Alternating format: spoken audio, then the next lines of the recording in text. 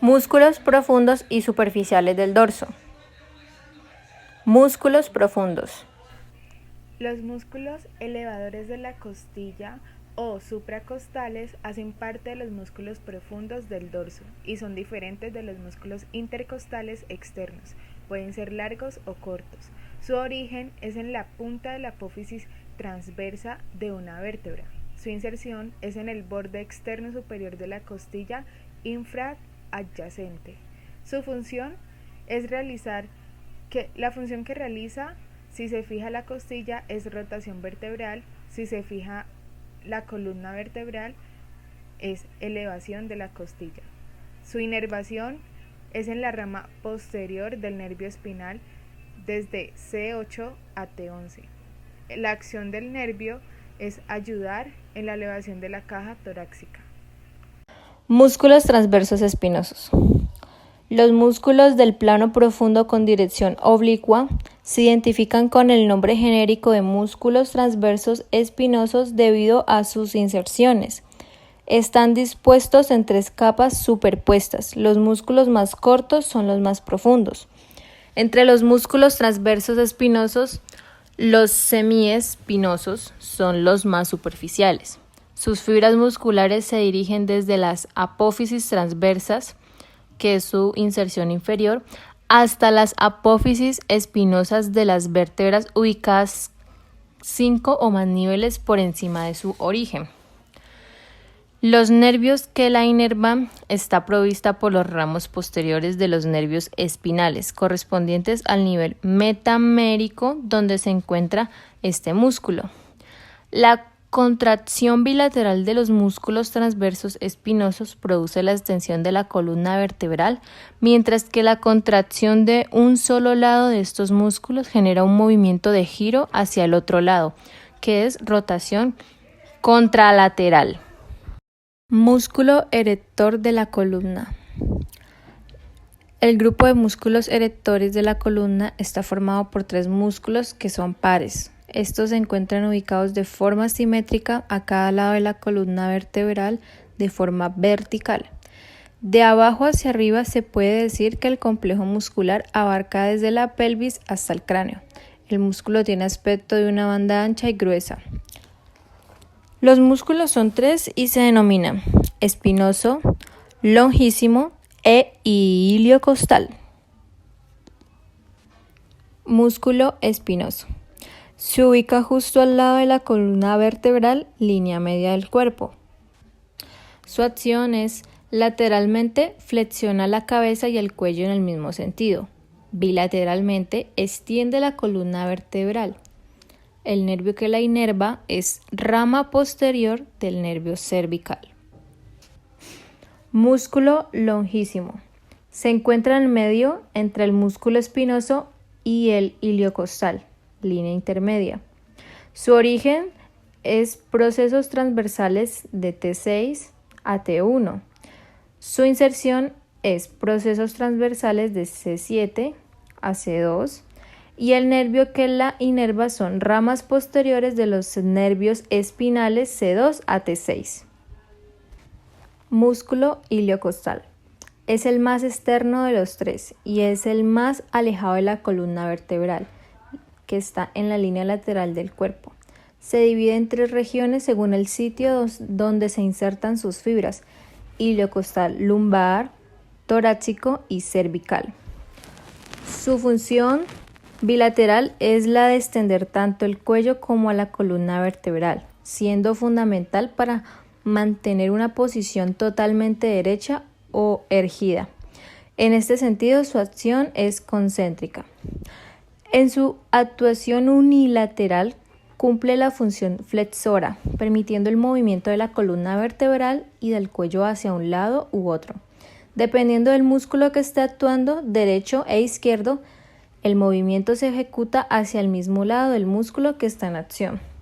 También participa en el movimiento de la columna hacia adelante, donde el músculo erector de la columna juega un papel fundamental en el control del descenso, actuando de manera excéntrica. Su división. Ya se mencionó que el gran complejo muscular comprende 3 músculos, pero además se encuentran ligamentos y la fascia toracolumbar. Por tanto, el conjunto de esta estructura se divide por zonas: región cervical craneal, región torácica, región lumbar, origen e inserción, parte lumbar o inferior, parte torácica o media, parte cervical o superior. Su inervación: el complejo grupo de músculos es inervado por los nervios espinales, específicamente recibe ramas laterales que provienen de la ramificación posterior. Músculo interespinoso. Este músculo está situado entre las apófisis espinosas y tiene 3 porciones: interespinoso cervical, dorsal y lumbar. Presenta inserción en el apófisis espinoso de la vértebra contigua e inerva las ramas posteriores de los nervios raquídeos. También cumple una función de ser un extensor de la columna. Nervio dorsal de la escápula o dorsal escapular. Este nervio proviene del plexo braquial que se dirige hacia la parte posterior logrando perforar el escaleno medio para luego correr por el borde medial de la escápula. Este nervio provee la información motora para los músculos romboides menor, romboides mayor y elevador de la escápula. Músculos intertransversos. Se pueden encontrar asociados en 3 niveles: cervical, torácico y lumbar, siendo muy prominentes y dobles a nivel cervical, muy rudimentarios y prácticamente inexistentes a nivel dorsal y muy potente a nivel lumbar. Su origen se da en la apófisis transversa de una vértebra. Su inserción es en la apófisis transversa inferior y su función de forma unilateral es inclinación hacia el mismo lado, de forma bilateral extensión o hiperextensión de tronco. Los nervios que pasan por ahí son nervios raquídeos cervicales. Se denominan desde C1 hasta C8 y están formados por fibras sensitivas y motoras. Nervios espinales. Pertenecen al sistema nervioso somático y permiten dar sensibilidad a los músculos que inervan, también a que los músculos se contraigan de forma automática. Músculos superficiales. Músculo trapecio. El músculo trapecio es un músculo superficial que ocupa casi el centro de la columna vertebral a ambos lados, desde el cráneo hasta la última vértebra dorsal, y es un músculo craneozonal, aunque el sitio donde menos fijaciones tiene es en el cráneo. Es un músculo que en realidad su forma no es de trapecio sino de triángulo. Lo que sucede es que los dos trapecios en su conjunto dan ese aspecto de trapecio. El origen del músculo trapecio es en las fibras superiores. Desde la esquina del occipital se dirige a las apófisis espinosas de la séptima vértebra cervical. Fibras medias. Desde las apófisis espinosa de la séptima vértebra cervical a la tercera dorsal. Fibras inferiores, desde la apófisis espinosa de la cuarta dorsal a la 12 dorsal. La inserción del músculo trapecio es en las fibras superiores, un tercio externo del borde superior de la clavícula. En las fibras medias es en el acromión y en las fibras inferiores es en el borde superior de la esquina del omóplato. La función del músculo trapecio en las fibras superiores es de elevación y rotación del omóplato, traccionando clavícula y abduciendo el omóplato. Fibras medias, aductores, y en las fibras inferiores, rotación del omóplato orientando hacia arriba la clavícula glenoidea. Nervios del músculo trapecio. La más importante inervación es el nervio parcraneal 11, además de los nervios cervicales C3 y C4. La acción del nervio es recibir información sobre el dolor en este músculo. Músculo elevador de la escápula. Es un músculo que se encuentra en la parte inferior de la nuca, es par y tiene forma triangular. Su origen está en la apófisis transversas de las vértebras C1 hasta C4. Su inserción está en la parte superior del borde medial de la escápula. Su acción es elevar la escápula, inclinar la cavidad glenoidea inferior girando la escápula. Los nervios que la inervan son las ramas anteriores de los nervios cervicales C3 y C4, y el nervio dorsal de la escápula C5. El nervio dorsal de la escápula o dorsal escapular proviene del plexo braquial, normalmente de la rama anterior de C5.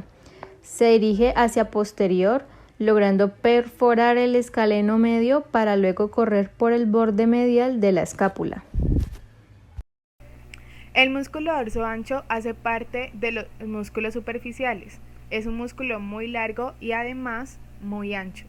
Es un músculo en el que todas sus fibras son ascendentes. El origen de este músculo es en una línea continua en todas las apófisis espinosas, desde la séptima vértebra dorsal hasta la cresta del sacro, así como en los ligamentos iolumbares y en la zona superior de la cresta del sacro. En la inserción, las fibras van a terminar en un pequeño tendón en espinal en la zona infratroquineana y en el canal bicipital del húmero. La función que el músculo realiza es aducción, extensión, rotación interna. Con los brazos fijos contribuye a la trepa. Si tiene los dos extremos fijos, contribuye a la posición de firme. Su inervación es el nervio torocodorsal de C6 a C8. La acción de este nervio es extender el hombro aproximador y rotador interno de la articulación. Serrato posterior y superior. Origen: apófisis espinosas de C6 a C7. Su inserción es en las caras posterolaterales de la segunda, tercera y cuarta costilla. Su función es elevador de las costillas, es decir, inspirador en la acción con el diafragma. Su inervación son los nervios intercostales T1 a T4. Serrato inferior. Su origen es en las vértebras T11 a L2, desde la columna vertebral a las cuatro últimas costillas. Su inserción, borde inferior y cara externa de las últimas cuatro costillas. Su inervación son los nervios torácicos inferiores, desde el noveno al duodécimo. Y su función es un músculo espirador, protege las costillas formando una masa. Romboides mayor. Este músculo se localiza en la cara posterior y superior del tronco. Tiene una forma aplanada, se encuentra inferiormente al músculo romboides menor y está cubierto por el músculo trapecio. Presenta una inserción en el borde medial de la escápula por debajo del romboides menor hasta el ángulo inferior, inervando así a los nervios dorsales de la escápula. Irriga las ramas de la arteria cervical transversa, en donde este músculo eleva y abduce la escápula, encargándose de fijar el borde medial de la misma, actuando sinérgicamente con el serrato anterior. Romboides menor. Este músculo surge de la parte inferior del ligamento nucal y de los procesos espinosos de la séptima vértebra cervical y primera vértebra torácica.